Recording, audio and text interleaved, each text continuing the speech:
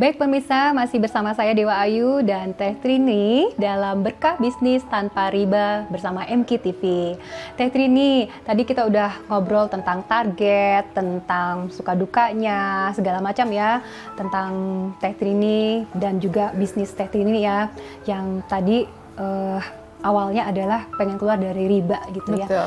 Nah, salah satu tadi target yang ingin Teh Trini capai adalah kesempurnaan ibadah Teh Trini.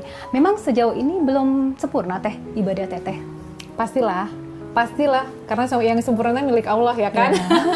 Maksudnya lebih baik lagi aja sih Mbak, belajar gitu. Mulai dari hal yang kecil aja, cari ngaji yang benar gimana, sholat khusyuk gimana gitu. Belajar ikhlas, belajar segala macam lah, banyak banget gitu. Jadi memang alhamdulillah sih saat ini gitu, dengan Allah kasih usaha seperti ini, saya bisa punya waktu untuk itu gitu, untuk belajar lagi, lebih baik lagi seperti itu. Ya. Belajar sabar juga menghadapi karyawan. Teh, tapi dengan sekarang kan Teteh alhamdulillah ya dikaruniakan rizki lebih nih dari Allah gitu kan.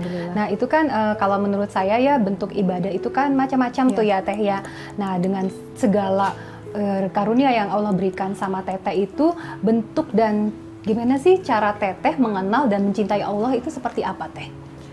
Mengenal Allah ya, Masya Allah itu, saya cerita dulu dari awal aja ya, pada saat saya memulai bisnis gitu ya Mbak.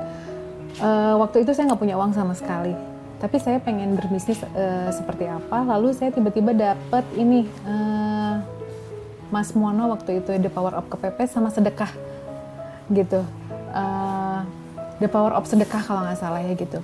Terus saya, mungkin saya kurang sedekah ya gini. Saya baru tahu, ternyata sedekah ini seperti apa.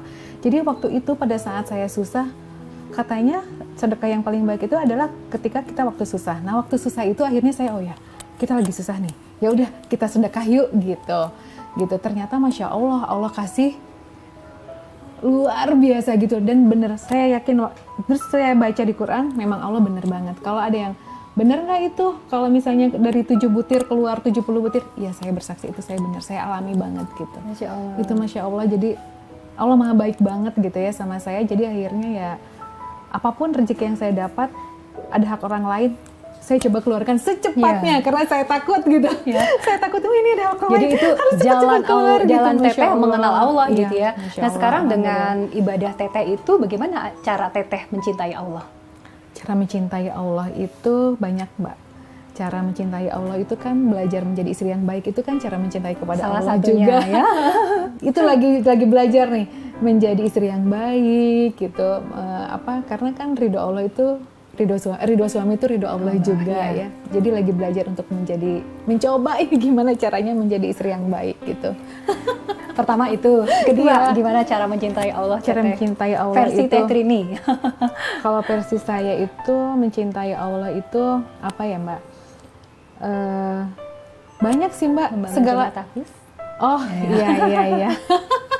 Itu malu Mbak sih sebenarnya. Nggak apa-apa Teteh. Ya ada sih, kita lagi buat udah selesai sebenarnya, udah selesai rumah tarbiyah yang diperuntukkan untuk mamah dan bapak gitu. Lalu kita coba, mungkin Mbak udah banyak lah mencoba membangun beberapa masjid juga. Saya ikut dari inspirasinya dari Mbak Ayu juga. Tapi itu Masya Allah, itu membuat, dan itu kebahagiaannya beda ya. Kebahagiaannya lebih gimana ya kalau kita misalkan support bikin apa gitu ya, masjid misalnya, setelah jadinya itu beda gitu loh Mbak, karena justru itu harta kita gitu loh. Justru itu harta kita yang dibawa mati gitu. Kalau yang sekarang rumah dan lain sebagainya mah enggak gitu lah. Itu enggak ada yang bisa kita bawa. Yang kita bawa itu justru itu ya, betul. Cara mencintai Allah itu sekarang lebih apa ya? Beribadah. Segala sesuatunya ya. Betul, seperti itu. Segala sesuatunya dijalankan gitu ya. Segala sesuatunya dijalankan untuk ibadah gitu ya Allah. Iya, betul. Mencintai Allah itu ya semuanya ya karena Allah gitu kan. Segala kegiatan kita ya harus karena Allah gitu. Teh, tadi kan kalau saya awal cerita gitu ya, sebetulnya dengan temanya juga ini berkaitan dengan riba gitu ya. Nah, kalau menurut Teh Trini dengan Teteh keluar dari riba seperti itu, sebetulnya alasan terkuat Teteh, karena kan pilihan hidup orang itu masing-masing beda-beda gitu ya. Tapi kenapa Teteh pada akhirnya memang menguatkan hati untuk keluar dari riba? Alhamdulillah itu tadi karena ada kejadian yang dulu saya suuzon, ternyata Allah sayang banget mengajak saya untuk paksa untuk hijrah. Yang kedua juga mungkin Allah kasih hidayah kepada saya karena waktu awal-awal itu mungkin saya merasa saya kan 19 tahun Mbak bekerja di perbankan itu ya. Dan saya merasa biasa-biasa aja, nggak ada galau, nggak ada apa, tapi Allah kasih rasa galau, Allah kasih ternyata oh saya berada di dunia riba itu seperti ini ya. Terus seperti menjinahi ibu sendiri lah, pokoknya sesuatu yang dosa sangat besar gitu kan. Alhamdulillah Allah tuh kasih hidayah, karena kan kalau misalkan waktu sebelumnya saya nggak pernah tuh galau, nggak merasa biasa-biasa aja gitu. Tapi setelah Allah kasih hidayah, Masya Allah itu membuat saya gelisah dan lain sebagainya. Ada puncaknya nggak sih? Maksudnya ada triggernya nggak yang menyebabkan Teteh langsung frontal keluar resign segala macam itu? Memang ada kejadian yang khusus yang menurut Teteh yaitu tadi ya tidak bisa Teteh lupakan sampai akhirnya Teteh keluar dari riba itu? Ya itu tadi, karena ada kejadian yang akhirnya suami resign gitu kan. Lalu itu masih belum nih Mbak, masih mikir-mikir gitu ya. Masih mikir-mikir, tapi setelah ketemu dengan banyak orang yang Masya Allah itu jalan Allah gitu ya. Ketemu dengan banyak orang yang mengingatkan saya tentang itu, dan akhirnya saya hatinya tergerak, dan akhirnya saya membuat gelisah gitu kan. Akhirnya ya saya resign gitu, dan saya yakin banget dan uang, mungkin saya pernah ada kejadian sih Mbak, jadi sebelum dinaik itu ada beberapa bisnis yang saya jalankan dengan suami, dan itu semuanya habis. Terus suami saya bilang apa, kan kalau kita ini kalau dulu kan gitu ya, ini sih bisnisnya nggak bisa, habis lagi. Terus suami saya menjawab apa, dan langsung saya terdiam, itu cara Allah mencuci uang hasil riba. Masya Allah. Dan saya langsung oh ya, alhamdulillah. Selain kita harus tobat gitu ya. Jadi pada saat Teteh kehilangan, Teteh juga justru bersyukur gitu ya? Iya, karena suami tiba-tiba ngomong gitu. Iya, namanya juga itu hasil riba, ya pasti dicuci sama Allah, alhamdulillah. Jadi kerugian terus terjadi itu, oh bener ya. Oh iya ya, nggak jadi gimana gitu lah Mbak. Oh iya ya bener, alhamdulillah. Ya udah, alhamdulillah, berarti kita kan udah dicuci tuh, selain kita harus tobat gitu kan ya. Jadi uang selama kita berada di dunia itu habis ya karena memang dicuci sama Allah gitu, Masya Allah. Masya Allah, gitu. Dan memang betul Mbak, sebenarnya kalau untuk usaha kan banyak yang bertanya tuh kepada saya. Pada saat saya pernah posting deh, saya repost belajar dulu sebelum berdagang. Karena kalau kita sudah terjerumus ke dalam riba, itu akan terus terjerumus lagi seperti itu. Dan itu betul sekali. Nah, ngomong-ngomong belajar dulu sebelum berdagang, Teteh bisa tuh masuk ke Hijrah Coach.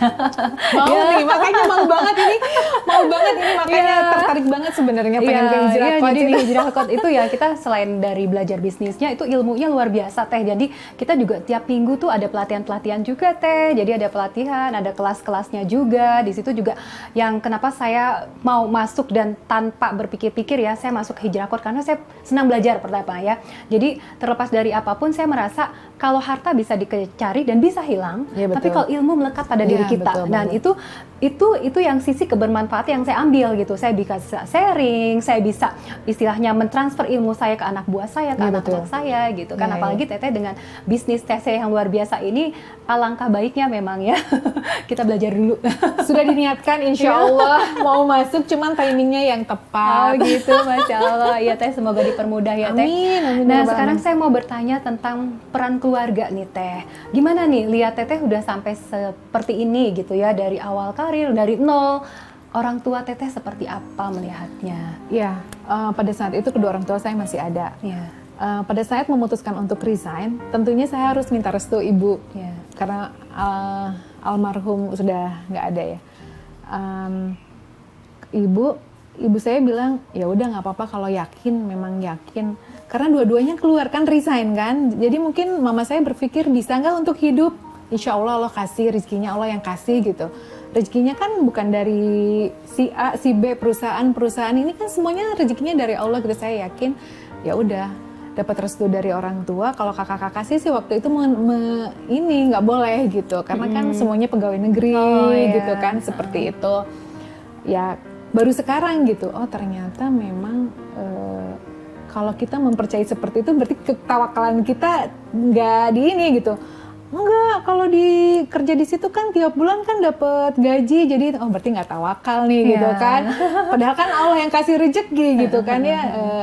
Nah, tapi akhirnya karena ibu saya sudah dapat restu, ya udah kakak-kakak saya sih alhamdulillah mungkin sekarang lebih, ya alhamdulillah saya bisa bantu kakak-kakak saya juga pada saat kakak saya kekurangan, saya kasih untuk usaha, alhamdulillah untuk sekolah keponakan-keponakan yang tadinya dilarang gitu ya, aduh ngapain berhenti segala macam gitu ya.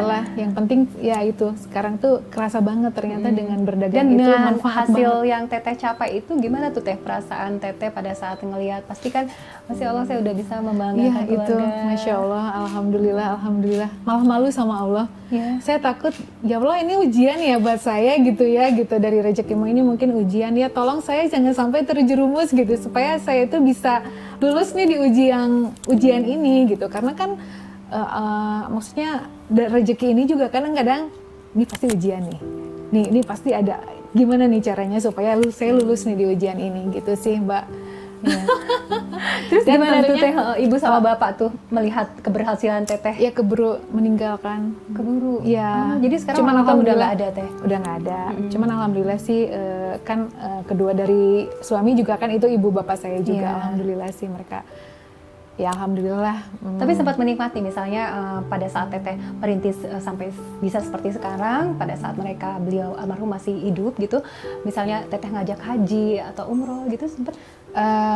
Kakak-kakak saya yang saya ajak umroh, alhamdulillah. Gitu. Semua kakak-kakak saya ajak umroh, tapi memang keburu sakit kan, udah memang berapa tahun di tempat tidur seperti itu.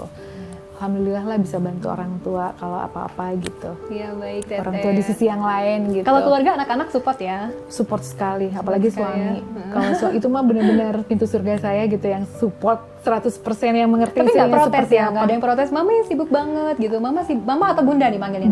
Bunda ya? Karena memang saat ini sih alhamdulillah kesibukan sudah banyak berkurang karena dibantu sama tim-tim yang super juga, jadi sudah mulai bisa meninggalkan gitu. Jadi prioritas Teteh juga ini ya udah berubah ya. Kalau dulu mungkin karir, kalau sekarang cenderung ke keluarga dan ibadah. Nah itu betul. Insya Allah. Iya. Teh berbagi tips dong kepada kita semua dengan perjalanan hati Teteh gitu kan, gimana Teteh bisa mencapai kesuksesan, atau tips apa aja yang bisa Teteh sharing buat kita semua? Karena banyak sekali yang bertanya sama saya, Teh gimana caranya tidak terjerumus ke dalam riba dan gimana caranya memulai usaha di saat yang sangat sulit seperti ini. Saya bilang, ya satu itu, yakin dulu. Pokoknya yakin dulu, sekarang mau apa, usahanya mau seperti apa. Terus usaha itu yang kita senangi ya, bukan usaha yang lagi tren saat ini gitu. Nah misalnya kita lagi senang apa nih, kita bisa lagi senang bikin risoles, ya udah fokus bikin risoles, jangan. Tapi sekarang yang lagi beken misalnya cake, saya coba nggak bisa gitu. Jadi kalau untuk memulai bisnis tuh, mulailah dengan sesuatu yang kita suka dulu gitu. Terus yakini bahwa dengan usaha yang kita suka ini Allah akan bantu gitu. Yakin dulu dari rezeki itu Allah yang atur. Susah dah kalau, tapi kan ini, ya udah itu berarti belum yakin. Jadi memulai segala sesuatu itu harus yakin dulu bahwa usaha itu akan Allah bantu gitu. Seperti itu sih sebenarnya gitu ya. Terus kan susah, segala sesuatu itu nggak harus selalu dalam bentuk modal yang cukup besar gitu. Dengan usaha yang kecil misalnya bikin risoles itu kan bisa 100.000, 200.000 gitu. Coba aja terus, coba kalau gagal terus coba lagi. Saya juga mengalami kegagalan dulu. Yang bisnis bareng suami bangkrut berapa kali, yang itu adalah pencucian itu, lalu memulai dinai juga nggak langsung gimana, enggak, lama banget cuman bikin 10 biji susah lakunya. Tapi harus kita yakinin Allah bantu sambil berdoa dan lain sebagainya. Intinya ya kalau kita memulai usaha, yakin dan doa ya. Iya, betul. Yakin dan doa luar biasa. Iya, tetap ikhtiar mah harus ada ya. Iya. Iya, ikhtiar mah. Baik Teh Trini, alhamdulillah bincang-bincang kita hari ini ya. Kayaknya kita perlu season 2 ini. Banyak sekali cerita-cerita ya. Main lagi ke rumah ya. Dari daftar yang sudah diberikan oleh produser saya, banyak sekali pertanyaan yang belum terjawab nih. Ya, dari 99% yang ingin saya ceritakan. Benar deh Mbak. Masya Allah. Ya baik. Teh Trini, karena waktu juga ya. Betul, alhamdulillah nanti kita terima kasih, nantikan episode berikutnya bersama Teh Trini lagi ya. Tapi sampai dengan siang ini mungkin kita cukupkan dulu Teh Trini, jasakillah khair untuk waktunya ini, dan kita sudah berkunjung ke rumah Teh Trini ya. Iya, ditunggu lagi ya. Masya Allah. Baik pemirsa, untuk sesi hari ini saya mendapatkan hikmah luar biasa dari seorang Teh Trini ya. Yang pertama bahwa hikmah yang kita dapatkan adalah pertama yakin kepada Allah, dan kedua adalah doa. Karena doa adalah ibadah yang utama kepada Allah Subhanahu wa taala. Jadi dengan doa insya Allah kita akan mendapatkan rahmat, ridho dan hidayah dari Allah. Dan dengan rahmat, ridho dan hidayah Allah, maka kita akan mendapatkan keberkahan. Ketiga adalah terus-menerus melakukan hijrah ya. Jadi melakukan hijrah berarti kita merubah cara berpikir kita ke arah yang lebih baik, merubah cara berucap kita, cara bersikap kita, cara perbuatan kita ke depan. Jadi apapun yang kita lakukan, baiknya kita terus-menerus melakukan hijrah untuk diri kita sendiri. Demikian pemirsa, saya bersama MKTV, kru yang bertugas mengucapkan terima kasih. Wassalamualaikum warahmatullahi wabarakatuh.